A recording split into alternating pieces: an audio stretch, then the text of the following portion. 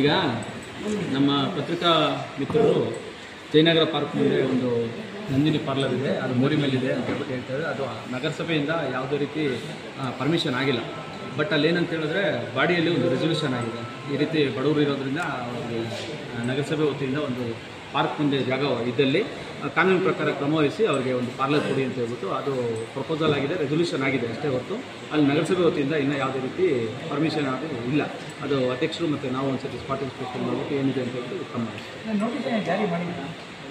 ಅಲ್ಲ, ಒಂದು spot inspection ಮಾಡಿ ಆಮೇಲೆ ಕ್ರಮ ವಹಿಸ್ತೀವಿ.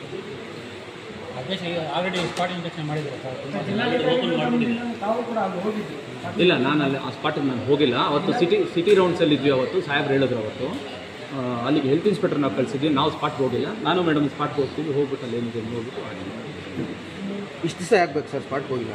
ನಾನು 2 ಕಡೆ ಚಾರ್ಜ್ ಇದ್ದೀನಿ, ಒಂದು ಕಡೆ ಇಲ್ಲ. ಕಾಯಂ ಪೌರ ಇತ್ತಲ್ಲ, ಈಗ ಒಂದ್ಸತಿ ನೋಡ್ಬಿಟ್ಟು ಅದನ್ನು ಸರ್ ಅದೇನು ಸಾವಿರಾರು ಕಿಲೋಮೀಟ್ರ್ ಏನಿಲ್ಲ, ಇಲ್ಲಿಂದ ಬರೀ ಒಂದು 20 ನಿಮಿಷ ಅಷ್ಟೇ ನಿಮ್ಗೆ ಅಲ್ಲಿಗೆ ಸ್ಪಾಟ್ ಇನ್ಸ್ಪೆಕ್ಷನ್ಗೆ ಜಾಗಕ್ಕೆ. ಈಗಲೇ ಬನ್ನಿ ಸರ್. ಅಲ್ಲ, ನನ್ನೇನು ವೈಯಕ್ತಿಕ ಹಿತಾಸಕ್ತಿ ಇಲ್ಲ, ನಾನು ಪರ್ಮಿಷನ್ ಕೊಟ್ಟಿಲ್ಲ. ಇಮಿಡಿಯೇಟ್ ಆಗಿ ನೋಡ್ತೀವಿ, ಆ ಥರ ಏನಾದರೂ ಅವಕಾಶ ಇತ್ತು ಅಂತ ಹೇಳಿ ತೆರವುಗೊಳಿಸೋದಕ್ಕೆ ನಗರಸಭೆ ವತಿಯಿಂದ ಕ್ರಮ ವಹಿಸ್ತೀವಿ. ಎಲ್ಲರೂ ಇದೆ ನಡೀರಿ.